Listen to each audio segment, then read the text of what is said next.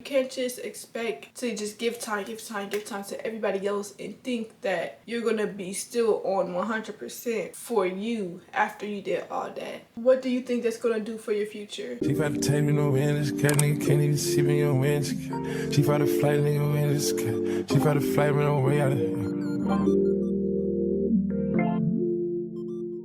Talking about ways of being selfish or selfish habits that you could be starting now that are healthy though. That are healthy. We're not trying to go on that toxic route and everything like that, but that are healthy and in a well balanced manner. Number one, have a open window and closed window to texting. Have an open window and a closed window when it comes to texting or replying to people and everything like that. So like first thing in the morning, it's cool, you know, if you got a boyfriend, whatever the case is, text them, or a girlfriend, text them.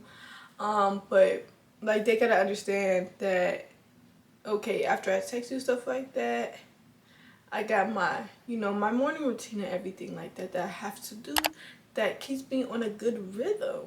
And if they can't understand that, because at first I used to be a girl that's like, okay, what you mean? Like that's what I was like, what you mean? I used to be that type of gal.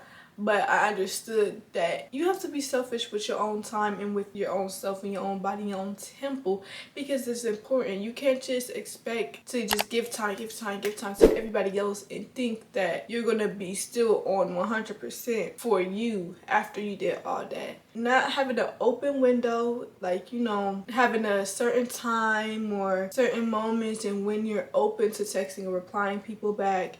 And then a closed window would be like, okay, when it comes to towards the end of the night, your bedtime is coming up. Yes, we got bedtimes. Okay, even though, yes, we grown.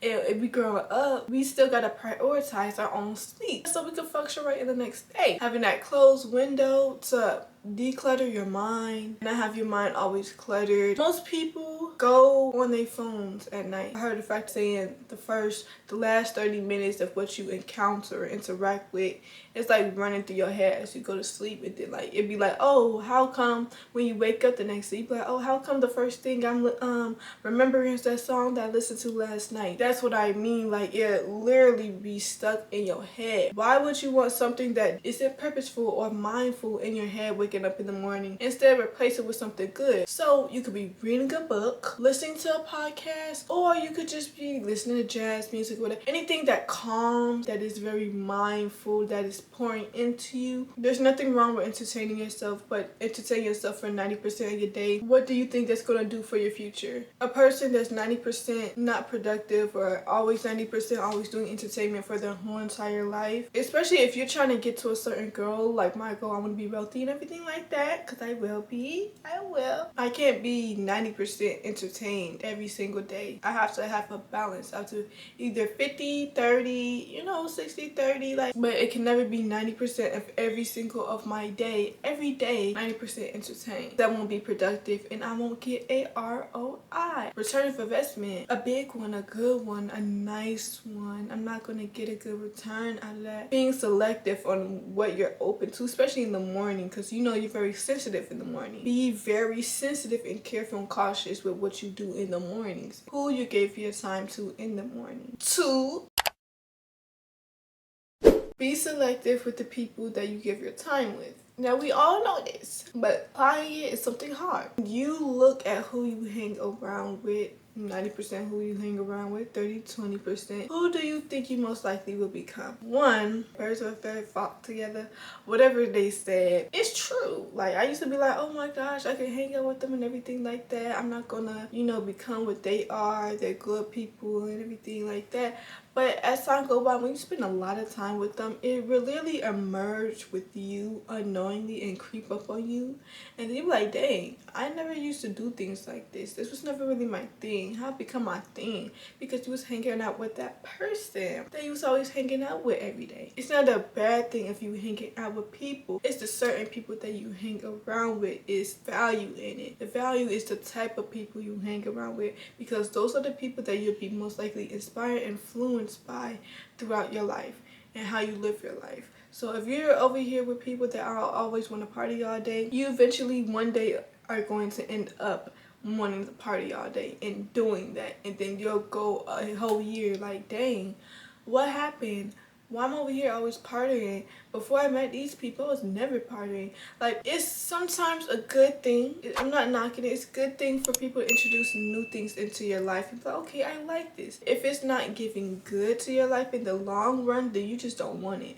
Because temporary play ain't a long-term game. Yeah, put that one in your notes, though. I just said that. Y'all heard what I said. Yeah, be careful with the people that you hang around with, because eventually you will be like them, even if you think that, oh, you have a good sternness, and you won't be like, oh, I'm not gonna be like them. I do like them. They are, you know, good and everything like that. But they have to align, though. Like, if y'all, especially if you want this person to be in your life for a very long time, y'all have to align. Persons that spend 80% of the time that with the people that you inspire to be, or, you know, that inspire you to want to do better or are better than you. Now, 70% of the people that are better than you, 20% of the people that's like, I guess, on your level, and then 10% of the people that's like, you know, below you. Not saying that's like, not saying it in a rude, disrespectful way, but it's just like your core values aren't aligned. So you got people that y'all core values ain't the same. Y'all not really trying to, your intensity of life is not around or near each other for your goals and everything like that. So the people that don't really got goals, and the people that don't really think about what they want to do in their life, they just float in through the world. That's 5% for real. So it can be balanced out in a good way. You don't want to always be around people that don't have a good impact or influence in your life, because you're not going to get moved like how you want to get moved. You're not going to get pushed like how you want to get pushed. It needs to get pushed. I like people around me that's gonna push me. I like people around me that's gonna make me do things I don't usually do. I like people that make me force me, put me in a position where I'm forced to do something in a good amount of time. Reading 2 books in 5 days, 10 to be exact, because it took 5 days for each book. But who you know doing that like that? Not a lot of people do that. And that's the type of push I mean, like high intense, you know, good timely fashion.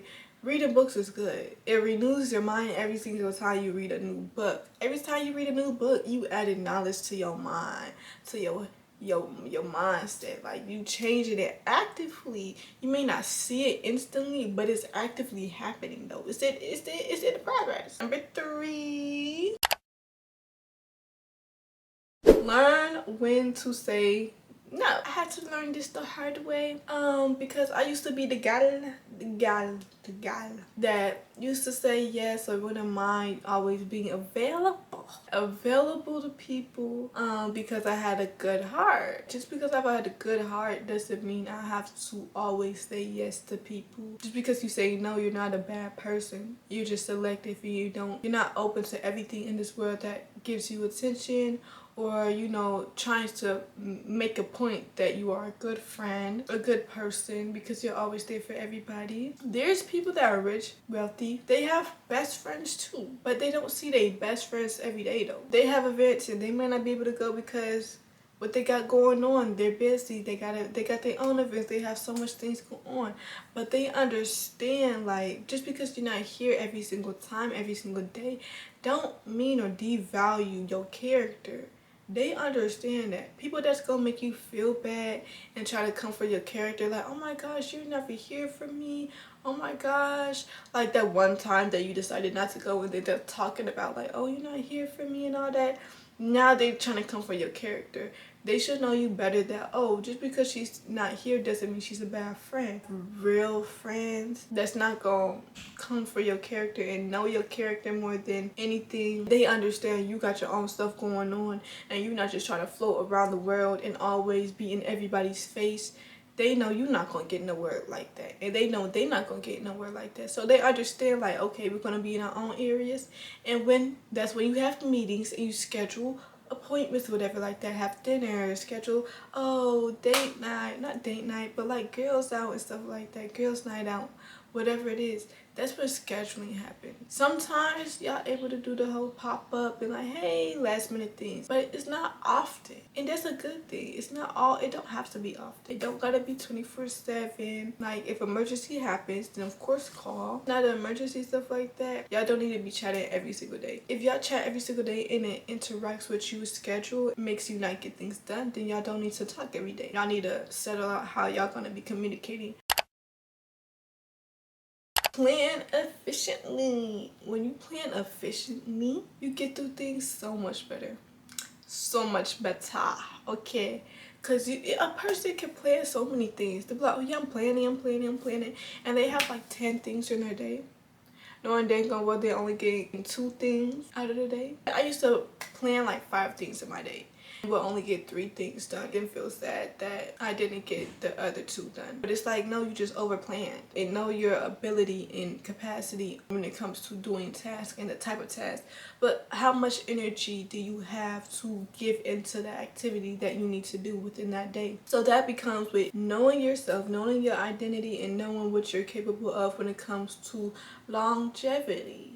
If you know you can't work out 7 times a day, don't work out 7 times a day. Don't put that on your schedule to work 7 times a day, because you're going to fail.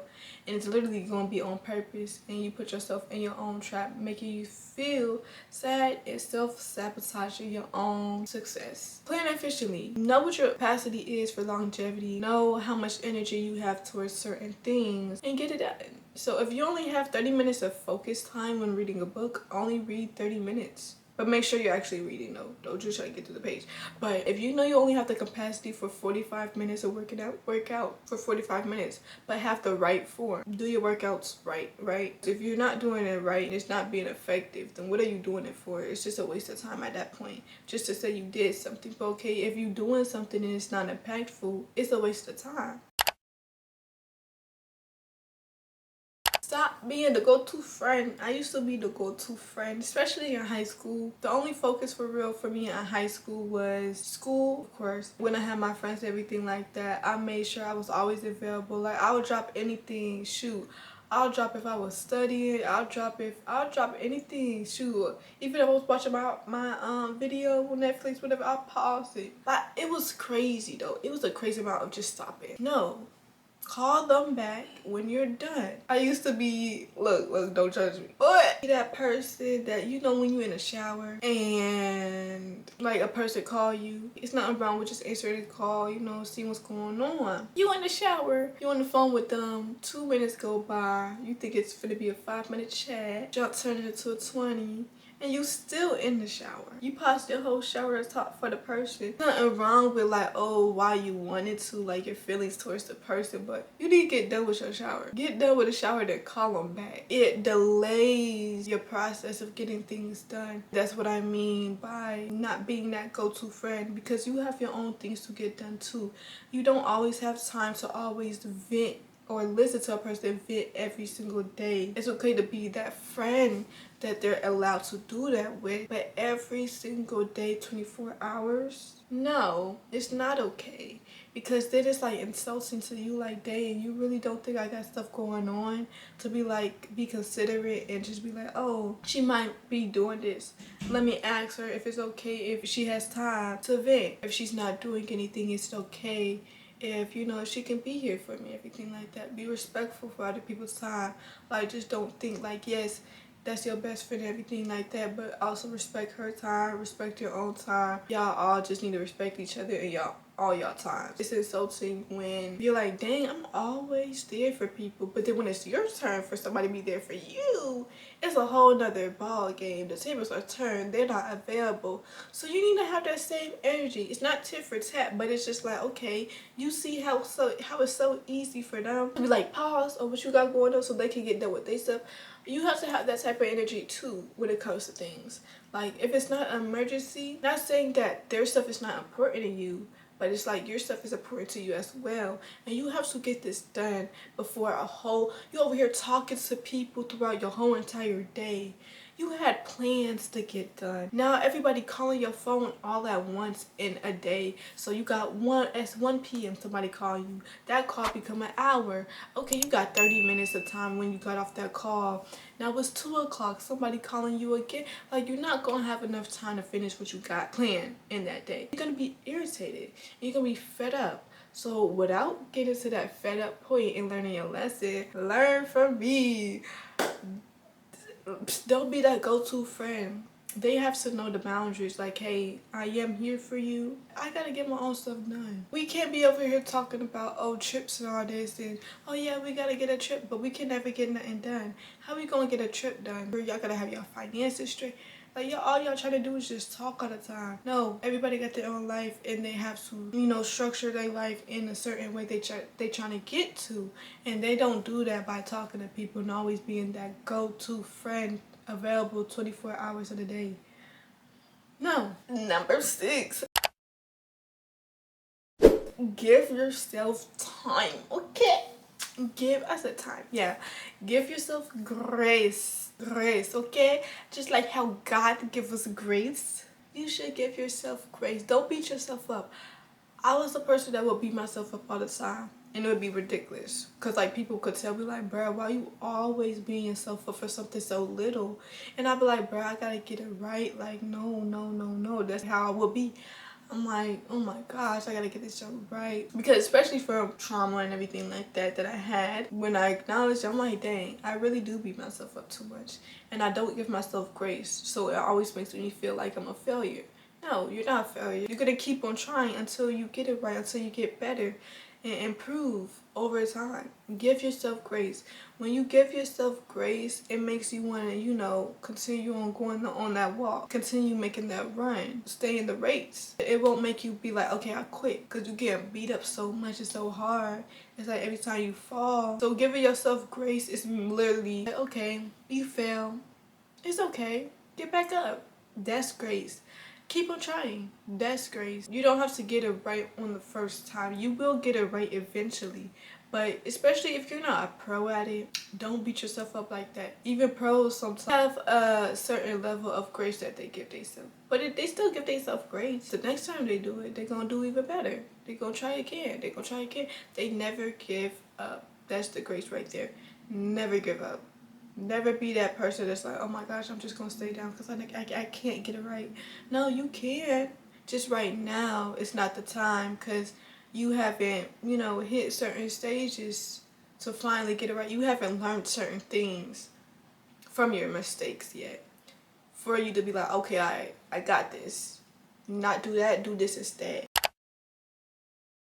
Spoil yourself. If somebody was spoiling you, give the same energy that you would want a person to give you. As well as just spoil yourself when it comes to achievements that you make or little milestones that you hit too. Go out for dinner, go on a solo date, on a picnic, like things that you love. They like, oh my gosh, you feel like, on a self-care day, shopping, get dressed up. You deserve a round of applause every time you do something great. It doesn't have to be in the validation of other people. All it has to be in the validation of you. Your validation would take you farther than always trying to look at the other people and be like, oh my gosh, you saw that? It's good to have that around you and have that support and uplift around you.